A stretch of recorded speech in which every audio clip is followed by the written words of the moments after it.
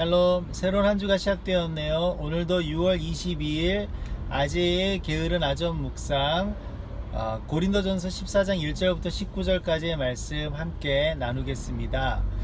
고린도전서 14장은 12장에 이어서 은사에 대한 이야기를 많이 하고 있고요. 특별히 오늘 우리가 함께 나눌 1절부터 19절은 예언과 방언에 대한 이야기, 그리고 그 뒷부분은 교회 은사들을 그 많은 은사들을 교회 안에서 어떻게 질서 있게 잘 활용할 것인가에 대한 이야기를 하고 있습니다.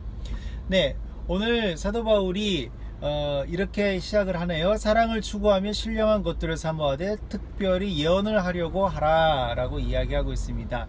그러면서 방언과 예언의 차이를 이야기하는데요. 방언은 자기를 위한 은사이고, 예언은 공동체와 세상을 위한 은사, 특별히 나아가서 믿지 않는 사람들을 위해 쓰일 수 있는 은사라고 이야기하고 있습니다. 여러분, 방언으로 기도하는 것이 굉장히 그 힘이 있고요, 또 강력합니다. 예수님께서 중언부언 하지 말라라고 하셨는데, 그 또 다른 의미로 보면 우리가 막 우리의 말로 이렇게 막 우리의 생각으로 기도할 때는 그것이 중언부언 될 수도 있고, 또 악한 영들이 엿듣고 그것을 또 방해할 수가 있습니다. 그러나 하나님께서 우리에게 주신 방언, 때로는 그 방언을 하는 사람도 무슨 내용으로 하는지 잘 모르지만 그 방언은 하나님께서 주신 영으로 하는 거기 때문에 곧장 하나님께 상달되는 기도가 되는 거죠. 그래서 바울은 방언을 할 때에 방언을 하지 말라는 것이 아닙니다. 방언하는 기도가 필요하고 굉장히 강력하죠.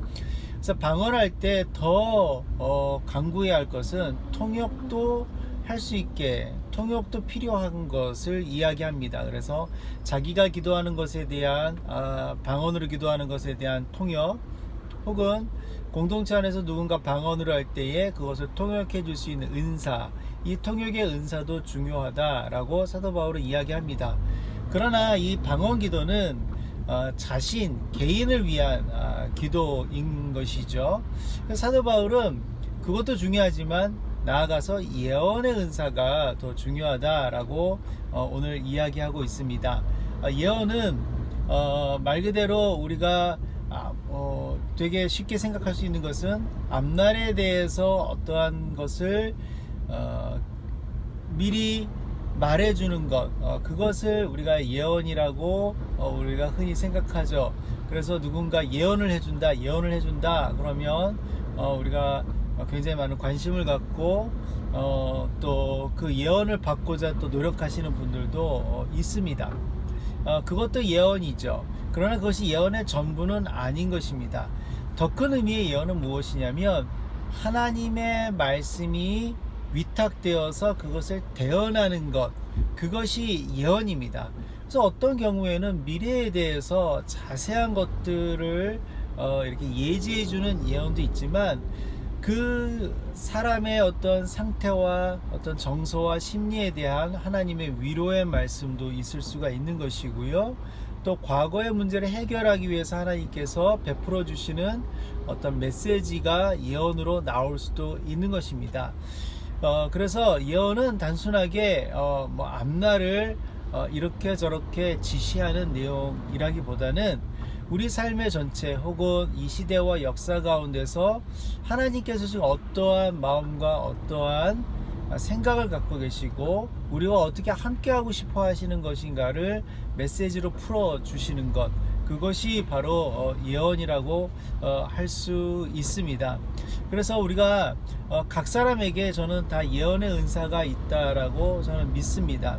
어떤 사람은 말로 그 은사를 풀어낼 수도 있고요, 어떤 사람은 어떤 정서적인 공감으로 그것들을 풀어낼 수도 있고, 어떤 사람은 행동으로 그것들을 풀어낼 수도 있는 것이죠.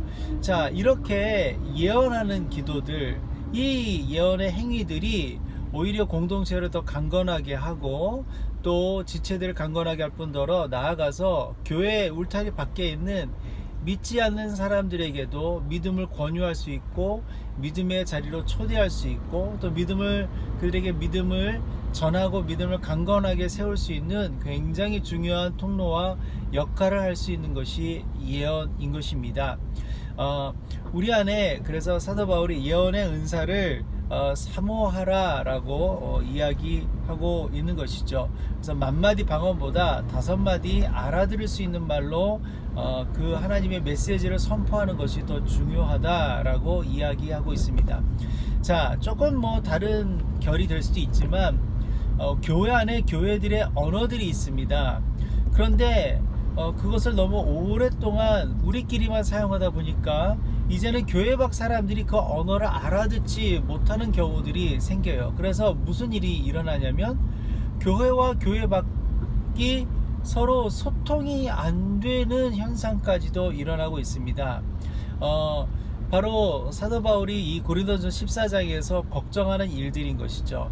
어떤 은사로서의 예언뿐만 아니라 우리가 교회 밖 세상과도 소통할 수 있는 언어를 갖는 것, 그들의 마음들을 이해할 수 있고 일단 공감할 수 있는 것, 그래서 우리가 그들이 들을 수 있을 만한 언어와 용어와 단어와 문법으로 다시 우리 안에 하나님 주신 귀한 메시지들과 사랑들을 풀어내어서 전달할 수 있고 설득시킬 수 있는 것, 그것이 너무나도 중요한 것이죠. 그것이 또 이것이 우리에게 필요한 더 큰 의미의 예언이 아닐까 생각합니다. 이제 오늘 새로운 하루가 시작되었습니다. 우리가 오늘도 수많은 사람들을 만날 것이고 우리가 만나는 사람들 중에는 대부분 신앙생활을 하는 사람보다 신앙생활을 하지 않는 사람들이 더 많을 수 있겠죠. 그때에 우리가 그들에게 어떠한 언어로 그들과 대화하고 소통할 것인가, 그리고 우리의 대화 속에서 우리의 삶의 행동 속에서 우리가 얼마나 하나님의 메시지를 그들에게 전할 수 있고 그들을 복음의 자리에 초대할 수 있는가, 그것이 이번 한 주간 살 동안 우리에게 주어주시는 또 예언의 또 다른 측면의 은사가 아닐까 생각합니다. 그러한 예언의 은사로 충만하시고 잘 사용하실 수 있는 복된 한 주간이 되었으면 좋겠습니다. 이번 한 주도 그리스도 예수 안에서 평안하시고요, 또 행복하세요. 샬롬.